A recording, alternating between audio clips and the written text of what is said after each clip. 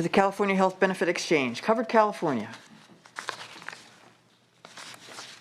Good evening, Madam Chair. Can you hear me? Yes, we can. Thank you. Thanks so much. My name is Katie Ravel, and I'm the Director of Policy Eligibility and Research at Covered California. I'm happy to provide an update tonight on our program and responses to your questions under Item 1. I'll begin by providing an update on our most recent open enrollment period and special enrollment periods, and then I'll talk about the impact of the American Rescue Plan on affordability for our consumers. As of January, nearly 1.6 million Californians had either renewed or signed up for new coverage for 2021. This number was an increase of approximately 200,000 over the same time period last year and represented a new high water mark for our enrollment. Since the end of our traditional open enrollment period on January 31st, we've been actively promoting several special enrollment events as part of our continued efforts to respond to the economic impacts of the pandemic. In February, we opened a special enrollment period to align with the special enrollment period that was launched by the Biden administration at the end of January. Then on March 11th, the American Rescue Plan was signed.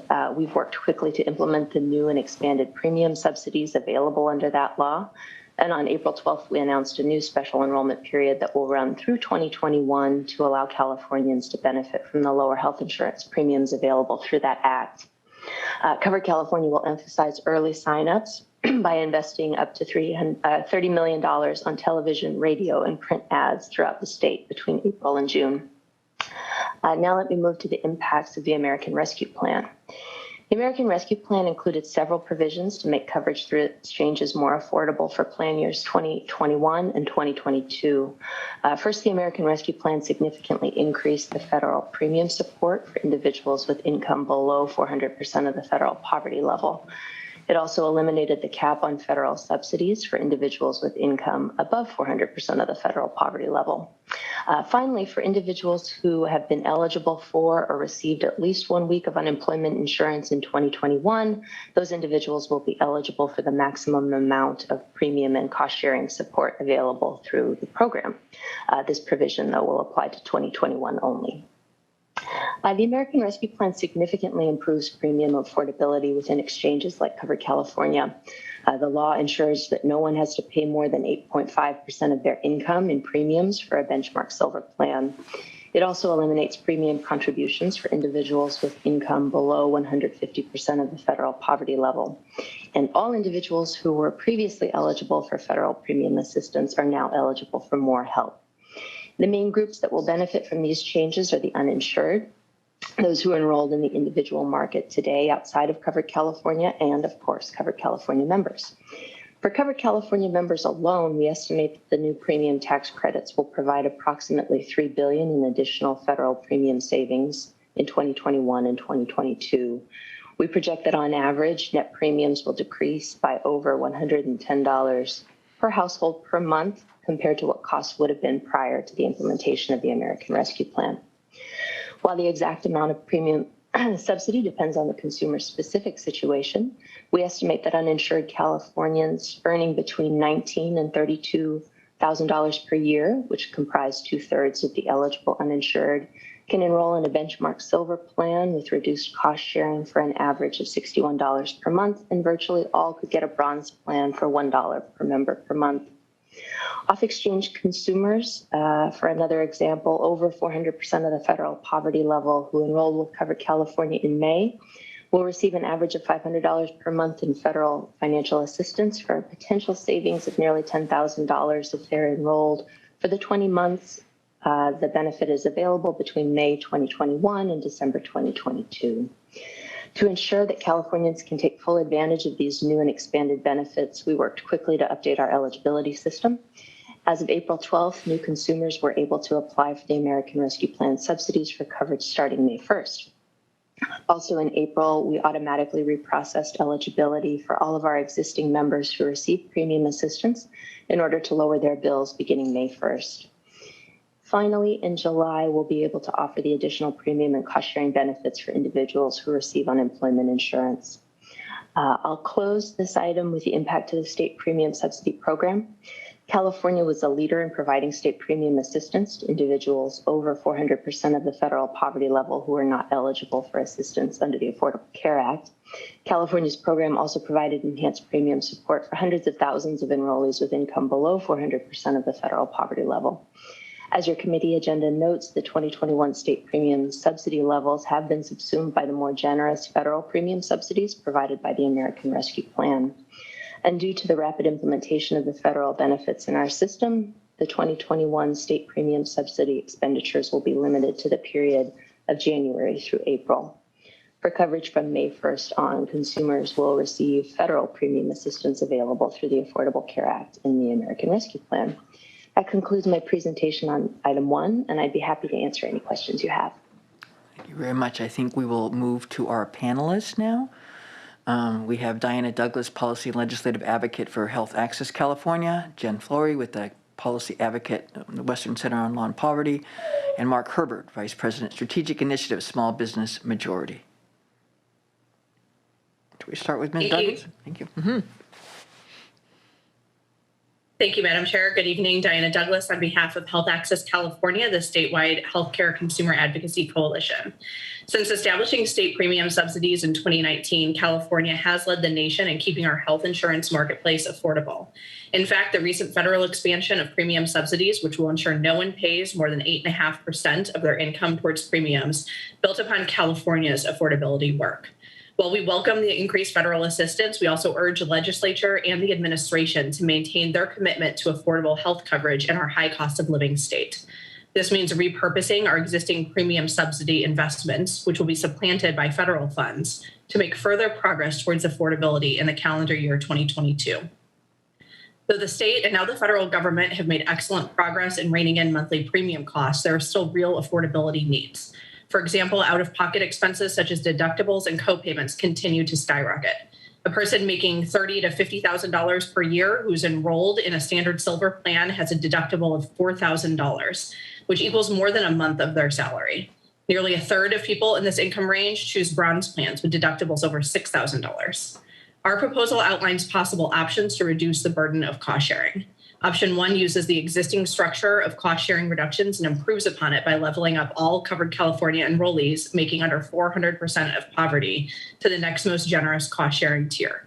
For example, enrollees in Silver 87 with a $15 copay would get a bump up to Silver 94 and have only a $5 copay for doctor visits. Everyone in the 250 to 400% poverty range would upgrade into gold cost-sharing with zero deductibles. Alternatively, option 2 would take a simple approach to level out all deductibles to zero for enrollees below 400% of poverty and lower copays for just some income levels. Either of these options would go just a really long way towards ensuring Californians can use their health coverage and will also help encourage new people to enroll who right now might be deterred when they see deductibles in the thousands of dollars. Either option would be fully funded by our existing state affordability investments, coupled with just some portion of the revenue from the individual mandate penalty. While lowering cost sharing is a needed step to help consumers, there are also other options the state could pursue.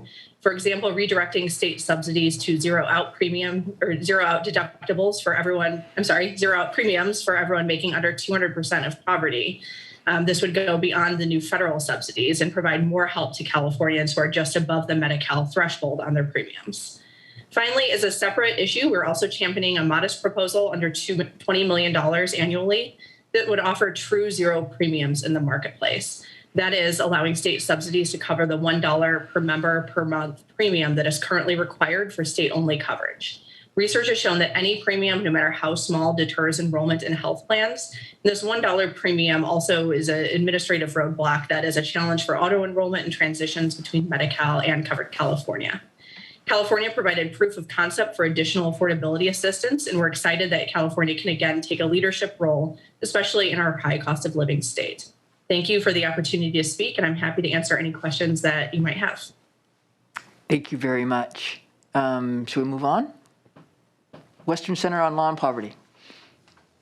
Good evening, Jen Flory with Western Center on Law and Poverty. I will be covering mostly question 2 with regard to effect of increased cost sharing reductions on enrollment. Studies have shown that the After premiums, the next most significant factor in whether someone will enroll is the out-of-pocket cost. That's a more significant factor than what benefits are covered, whether there's an individual mandate, or whether there are the doctors that they want to see available in the network. In fact, Cover California previously in the AB 1810 work group also modeled potential for enhanced cost sharing reductions that would reduce out-of-pocket costs. And that did show a bump in enrollment, not as significant as reducing premiums, but still very important. However, I think it's a bit narrow to look only at the increase in enrollment when looking at what it does to improve affordability and to decrease out-of-pocket costs. Because studies also show that when people can't afford the cost of their care, even if they're covered, they delay seeking treatment, they don't get prescriptions filled, they delay tests, and otherwise just don't get the care they need. In other words, high out-of-pocket costs serves its intended purpose. It keeps people from getting care.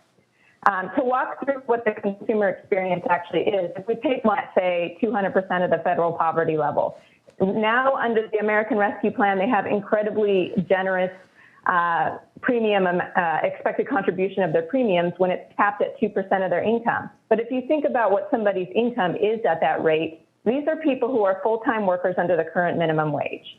Their take-home pay is just over $2,100 a month. That's gross before taxes. Even with capping it out at 2% of their income, while $42 may not seem like a large premium, when they look at what they can get for $42, they're looking at a $3,700 deductible. And this is with cost-sharing reductions currently, the enhanced Silver 73 plan. You know, when you are trying to decide whether you can add another bill after you're thinking about your housing, your food, and your transportation, the things that you absolutely have to do to stay afloat in California, suddenly healthcare starts to feel like a gamble. If you're looking at, should I take a $42 monthly bill, and then I know if I need significant care, I may be faced with a deductible that's higher than my monthly income, that just feels like silly money and not a good value to people. Now, this isn't a fault of Covered California or how the system was designed to work. I've been involved in the plan design with Covered California since 2014. And those first 2014 plans, their deductible for this group of people was $1,500. That's less than half of what it currently is. But like everything in California, the costs have gone up. Only here, the costs have gone up even faster than they have for housing and other things. So when people are looking at that choice, they're often making the rational decision either to them going without care because they just can't afford another bill, or they're seeing the bronze plan, which for many of them is a $1 plan now, and thinking, okay, I'll just get that just in case, but then they never plan on actually using their care. For a bit more perspective, these same people who are at 200% of the poverty level, if they have kids, their kids are eligible for Medi-Cal. And under Medi-Cal, we don't impose this kind of out-of-pocket costs. All of the care is free, so people can actually get the care that they need. Because we know that minimum wage workers can't afford that out-of-pocket costs. And just to compare a little bit to the people who are just over what Katie Revel had cited before, the 32,000 threshold, those are people that will, you know, if we ever get our fight for 15 and increase our minimum wage to $15 an hour or just over, then suddenly these individuals, they can't get that enhanced silver. And so they're the ones that are faced with a $4,000 deductible. And not only that, it's with $6 premium. So in short, while the American Rescue Plan has made huge and significant progress for Californians in putting premiums at some place that people can actually envision paying, we want to make sure that people actually get the care once they're enrolled. Thank you. Thank you very much. Mr. Herbert? Chair, members of the committee, appreciate the opportunity to testify this afternoon. My name is Mark Herbert with Small Business Majority. We are a small business education and advocacy organization, and we exist to help entrepreneurs take their next step on their entrepreneurial journey. Here in California, we have over 4 million small businesses. 99% of businesses in California are small, and they employ half the workforce.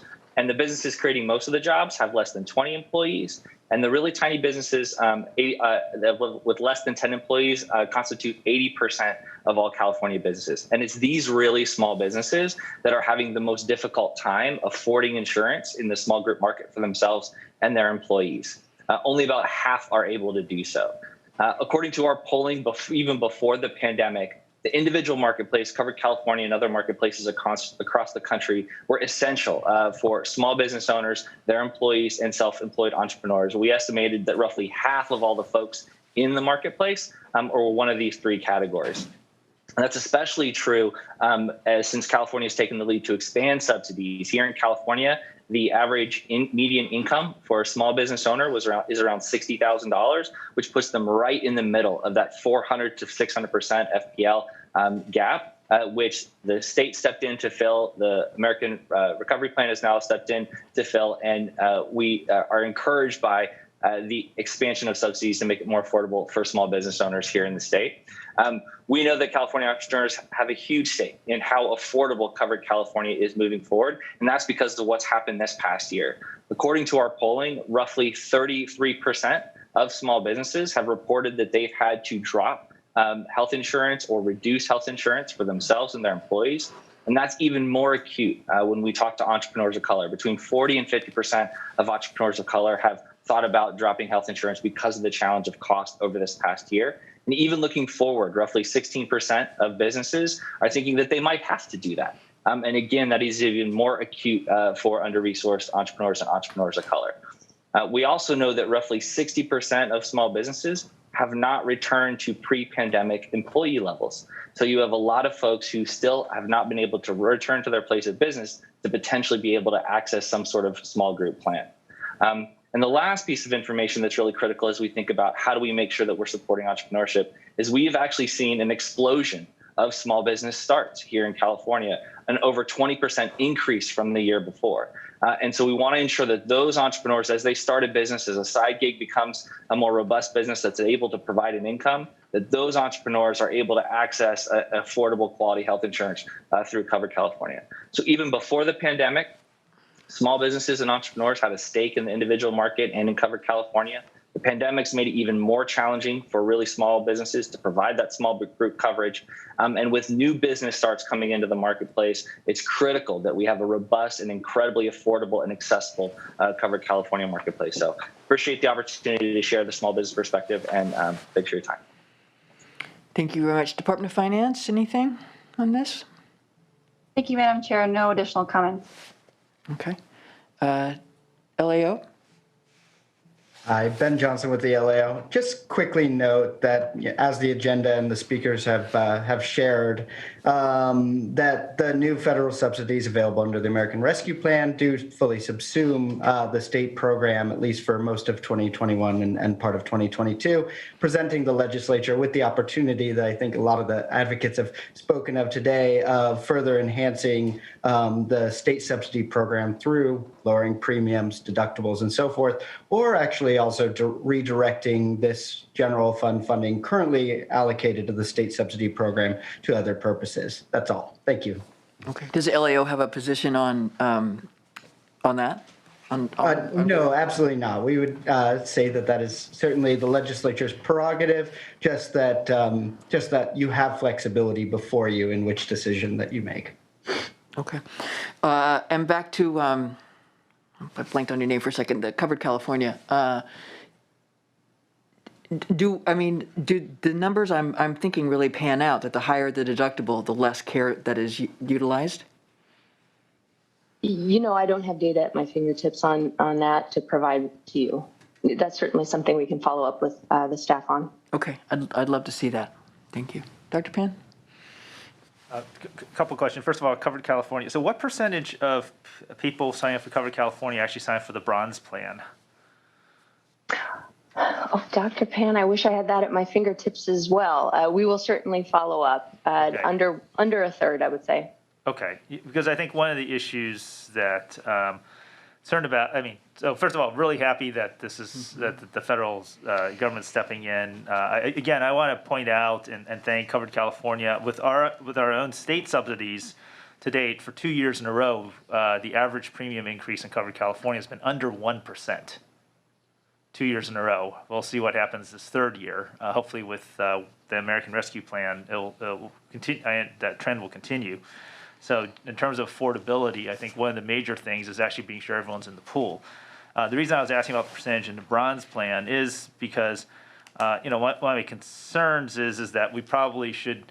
I mean, the bronze plan, I know why it's there, actuarial rate, et cetera, but the cost sharing is very high. It keeps the premiums low, but we particularly don't want to have people who have chronic conditions or other types of things actually looking at the bronze plan saying, well, that's the one I can afford, but then finding out they can't, the cost sharing is so high that they actually can't get the services they need, especially for ongoing health care. So to the degree that we can incentivize people and make the silver plan or the other plans more competitive with the bronze plan, I think would be very helpful. And I don't know whether you have any comments about that from Covered California. I would just add the bulk of our enrollment is in the silver plan. Okay. Due to the availability of the federal cost sharing subsidies in that plan. In general, we do advertise and do outreach to our members to make sure that anyone who's eligible for a cost sharing reduction chooses the silver plan. It's very important to us, obviously, so that our members can take full advantage of the federal benefits, both on the premium side and the cost sharing side. Okay, excellent. And then I don't know whether you have the answer to the question or I should ask finance. So the subsidies for the American Rescue Plan, how long do they last for? The premium subsidies last through 2022. There's a special benefit also for individuals who receive unemployment insurance that's just for 2021. Okay. All right. So this literally is only for a year. So I guess we just just need to keep that in mind. I know that when we funded the state subsidies, one of the things we want to try to do is not have people sign up for a plan and then have the subsidy going back and forth. Certainly. We want to be sure that people get the subsidies in the American Rescue Plan, but if that expires and Congress is not able to extend it, we may have to step back in with our subsidy. I'd hate for us to fall off a cliff there. And so just in terms of longer term planning, I'm hoping that we're building that out in the out years that in case that happens, that we resume our state subsidies so that we can provide a consistent experience. I don't want people signing up for the plan and suddenly having subsidies yanked out from under them. I know finance, did you want to comment on that? Thank you. Madison Sheffield, Department of Finance. We're certainly aware of that issue, that the American Rescue Plan is only providing additional subsidies for coverage year 2021 and coverage year 2022, and certainly cognizant of that. So thank you. Okay, yeah. It's not just the money part, it's the messaging out to people who are signing up for Covered California, and that people aren't always paying attention to what's happening in Washington. If I have to ask here what the date is, I can imagine the general public doesn't know, and so we want to be sure that as we're signing people up, and I know Covered California does a good job trying to educate people, that they know what to expect, so that we don't get people caught in a bind, or have people telling other people that they can't trust Covered California or the state because they said one thing and now I found myself in a different situation and so forth. Okay, thank you. And do we have the either Department of Finance or Mr. Vell, do we have the full cost that it would be to pay from silver down, I guess, all the out of pockets? Do we know what that would be if the American Rescue Plan is going to do this part and we're going to have what we would usually pay? Do we know the price on that? Madison Sheffield, Department of Finance. Apologies, we do not have that. I'm not certain if one of the people who spoke on that proposal may be able to comment. We do not have that number. Okay. Maybe somebody can get that for us going forward. We can certainly give that to you, yes. Okay. Thank you very much. Our staff, thank you. Okay. Okay, if there's nothing further, we'll move on to our final item, hospital discharge data sharing. Okay, Katie Ravel again. Covered California is requesting a statutory change to enable the Office of Statewide Health Planning and Development to share hospital discharge data directly with us, as it currently does with the Department of Healthcare Services and the Department of Public Health. Through our partnership with OSHPD and the Department of Healthcare Services, we have used this data in prior years to inform our annual rate negotiation process with our health plans. As background, each year Covered California newly enrolls about 1/3 of our membership. The hospital discharge data provides Covered California with critical insight into the health status of our new enrollees, which we use to to make sure that the next year's premiums are priced in line with the best estimate of how much healthcare our new enrollees will actually need. Covered California used this data as recently as 2020 to show that enrollees who signed up during our COVID-19 SEP were actually lower risk than those who had signed up earlier in the year. And again, this is a powerful tool as we negotiate with our health plans. As I noted a moment ago, in prior years, Covered California has been able to access this data through partnerships. But because this analysis has become a key part of our health plan negotiations, we're requesting through this proposal direct access to the data in order to minimize the burden on other departments and to ensure that both OSHPD and Covered California can effectively plan for regular delivery of the data. Under the proposal, Covered California will comply with the patient confidentiality guarantees that apply to the Department of Healthcare Services and the Department of Public Health for the use of this data. Similarly, we'll comply with any requirements of the State Committee for Protection of Human Subjects related to the use of this data. I would also add that Covered California, as an exchange established under the Affordable Care Act, is subject to rigorous privacy and security controls and audits. These federal standards specify hundreds of privacy and security requirements that we must abide by in order to protect the confidentiality and integrity of personally identifiable information that we possess. Finally, if this proposal is enacted, Covered California will provide the governor and legislature with a report detailing the impacts of these requirements on Covered California, including the impact on our health plan premiums, and that would be due by August of 2023. That concludes my presentation on item 2, and I'd be happy to take any questions you have. Thank you very much. Department of Finance, anything on this one? Thank you, Madam Chair. No comment on this. Thank you. Okay, Dr. Pan? Oh, LAO, anything? I'm sorry, Mr. Johnson. Okay, well, I think that will conclude then this part of the hearing, and I want to thank Mr. Bell for being here, and the Department of Finance and the LAO, and I believe now we will move on to public comments. If we could look to, are there any witnesses in room 112?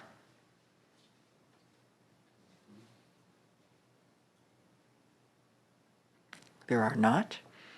Then we're going to move on to the witness waiting to provide public comment via the teleconference line. Moderator, if you could please prompt the individuals waiting to provide public comment, we can begin. Ladies and gentlemen, if you would like to provide public comments, please press 10 at this time to join the queue. Once again, to provide public comments, please press 10. And at this time, we do have about 20 in the queue. Okay. First caller, please. Okay. We will start with number 87. Please go ahead. Thank you, Dr. Eggman and Dr. Pan. MJ Diaz on behalf of SEIU California, here to speak to the OSHPD and public health related budget proposals. First, under issue 1 for the Department of Public Health, we do also urge the Senate to include an ongoing $200 million general fund investment to finally rebuild our local public health staffing and infrastructure. Second, under OSHPD on issue 2 with the creation of the Department of Healthcare Access and Information, we appreciate the ultimate vision of this departmental recasting and also appreciate Director Landsberg's comments regarding allied health professions. But upon reading the TBL, we do request additional workforce language to expand it to be more inclusive of allied health workforce projects. Additionally, we also request that OSHPD or the new department create new workforce development and pipeline programs specific to public health professionals, similarly seen on the healthcare workforce side. Lastly, under issue 3, with the creation of the Office of Healthcare Affordability, we echo much of what our Labor Federation partner has mentioned. It's important that the office enforce healthcare cost targets in ways that actually protect and promote our healthcare workforce stability and training needs, and also in ways that factor in existing collective bargaining agreements. Healthcare jobs are good middle-class jobs with highly skilled professionals that we value. We remain concerned about how those cost savings are then shared with workers, and we believe that more work needs to be done to ensure that cost savings trickle down to workers as opposed to shareholders and employers. Thank you. Thank you very much. Next caller, please. Next, we'll go to number 91.